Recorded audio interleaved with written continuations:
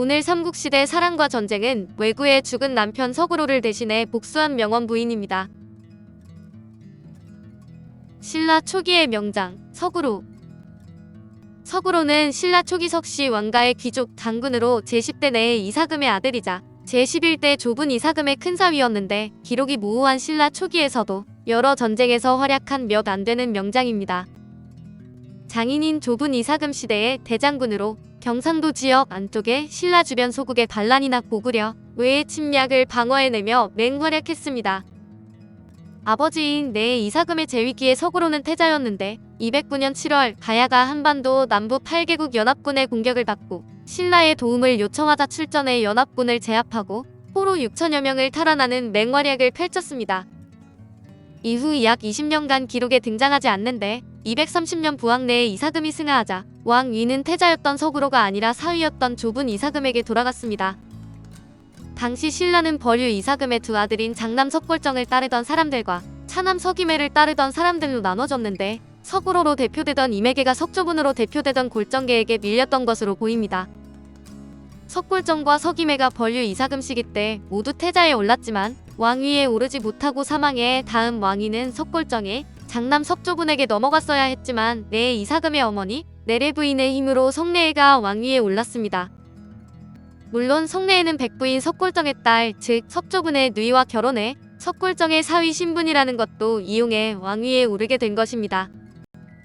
그런 점이 마음에 걸렸는지 내 이사금은 사촌이자 처남인 석조분과 자신의 딸을 혼인시켰고 아들이 있었음에도 불구하고 석조분을 자신의 사위로서 왕위 계승 1순위로 올려놓은 것으로 보입니다. 서구로는 왕이 되진 못했지만 조분 이사금 즉위 직후 곧바로 대장군은 물론 최고 관직인 서불안에 임명되었고 조분 이사금의 딸 명원부인 석씨와 혼인을 했습니다. 이로써 서구로는 부왕 내의 이사금 제위 당시에 석조분이 그러하였듯 왕위 계승 서열 1순위가 되었지만 조분 이사금의 승하 이후 왕위는 또다시 조분 이사금의 동생인 첨의 이사금에게 넘어갔습니다. 231년 7월 서구로는 지금의 김천시에 있었던 소국 간문국을 정벌했으며 233년에는 동해 바다를 건너온 왜군의 침략을 영덕군 사도성에서 바람의 방향을 읽어 화공을 사용해 격파했습니다. 바람을 따라 불을 놓아서 적의 전함을 불태우니 적이 모두 다 물에 빠져 죽었다고 하며 거의 전멸에 이르는 피해를 입은 왜군은 한동안 신라를 직접 침공하지 못하고 외교교섭에 나서게 됩니다. 243년에는 고구려의 북쪽 변경 침략을 방어하러 출정했으나 이기지 못하고 퇴각했으며 245년 고구려가 다시 신라 북쪽을 침입했을 때는 신라군이 고전의 마두책이라는 곳에 물러나 있었습니다. 이때 밤에 군사들이 추위에 괴로워하자 서구로가 몸소 다니며 위로하고 손수풀 섭에 불을 피워 따뜻하게 해줘 군사들 모두가 마음속으로 깊이 감격했다고 합니다. 고위 귀족 출신이지만 권위를 휘두르지 않고 신분 낮은 아랫사람들과도 친밀하게 지낸 지휘관이었던 듯한데 247년 사량벌국의 난에서 활약하였습니다. 실언으로 죽임을 당하는 서구로. 그런데 제12대 첨의 이사금 제위 7년 서구로는 일생일대에 말실수이거나 의도적인 도발을 하는데 바로 외국 사신 앞에서 외왕을 모욕하는 발언을 한 것이었습니다. 이 때문에 분노한 외는 신라와 전쟁까지 치르게 되는데 삼국사기 서구로 열전은 이렇게 전하고 있습니다. 처명 7년 기회에 외국 사신 갈라고가 방문하자 우로가 대접을 맡았다. 사신을 희롱하여 말하기를 조만간에 너희 왕을 소금 만드는 노예로 만들고 왕비를 밥 짓는 여자로 삼겠다고 하였다. 외왕이 이 말을 듣고 노하여 장군 우도주군을 보내 우리를 치니 대왕이 우이촌으로 피난해 있게 되었다. 우로가 아뢰었다. 지금의 환란은 제가 말을 삼가지 않은 데서 비롯된 것이니 제가 책임을 지겠습니다. 마침내 왜군에게 가서 말했다. 전에 한 말은 농담일 뿐이었는데 어찌 군대를 일으켜 이 지경까지 이를 것을 생각하였겠느냐. 외인이 대답을 하지 않고 그를 붙잡아 장작더미 위에 얹어놓고 불태워 죽인 다음 가버렸다. 자신의 태도로 자초한 일이니 스스로 전쟁에 책임을 지겠다며 적진으로 갔지만 분노한 왜군에 의해 그 자리에서 붙잡혀 화형을 당한 것입니다. 왜 굳이 이런 거친 표현을 써서 화를 불렀는지는 서구로 본인이 직접 군대를 이끌고 왜군과 싸운 경력도 있는 만큼 평소에 별로 좋게 생각하지 않았음을 짐작할 수 있습니다. 그러나 그 후 왜가 다시 쳐들어왔을 때는 첨의 이사금이 어려움 없이 격퇴해 서구로 당시의 망신을 서력하는데 신라가 어느 정도 손해를 감수하더라도 뛰어난 서구로 왕자를 굳이 희생시킬 필요가 없었다는 것입니다. 이것은 서구로가 그 사건 전에 한 발언도 일부 원인이 있었는데 서구로가 훗날 h을의 이사금이 되는 어린 자신의 자녀의 자질을 크게 칭찬하고 가문의 앞날이 이 아이에게 있다는 식으로 발언을 했습니다. 본인은 별 생각 없이 한 말이었을 수도 있지만 첨의 이사금을 비롯한 골정계 입장에선 다음 왕위는 자기 아들에게 가야 한다는 암묵적인 압력으로 받아들였을 개연성이 컸습니다. 결국 나중엔 그렇게 되긴 했지만 첨의 이사금이 서구로를 제거해야겠다고 마음 먹었을 가능성이 있는데 당시 서구로는 그냥 왕족이 아니라 상당한 공적과 군권을 갖고 있던 선대 내의 이사금의 장자였기 때문이었습니다.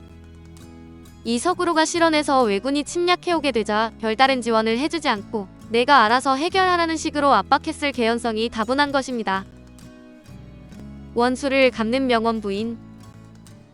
하지만 사건이 이걸로 끝나진 않았는데 이후 외국 사신이 찾아오자 이번엔 원한을 품고 있던 서구로의 첫 명원 부인 석씨가 남편의 원수를 갚기 위해 외국 사신을 불태워 살해하는 복수 사건이 일어나게 됩니다. 서구로의 부인인 명원 부인은 신라 제11대 국왕 조분 이사금과 왕후 아이해 부인의 딸이자 h을의 이사금의 생모인데 부계적으로는 사촌이자 모계로는 삼촌인 서구로와 결혼해 태자비가 되었습니다. 삼국사기 원제45 열전제호 서구로. 서구로의 부인이 외인에 복수하다. 미추엉 때에 외국의 대신이 애모를 가지고 방문하였다. 서구로의 아내가 국왕에게 청하여 사적으로 외의 사신을 대접하였다. 사신이 매우 취하게 되자 서구로의 아내가 장사를 시켜 그를 마당으로 끌어내어 태워 죽여 예실의 원한을 갚았다. 외인들이 원망하여 금성을 공격해왔으나 이기지 못하고 돌아갔다.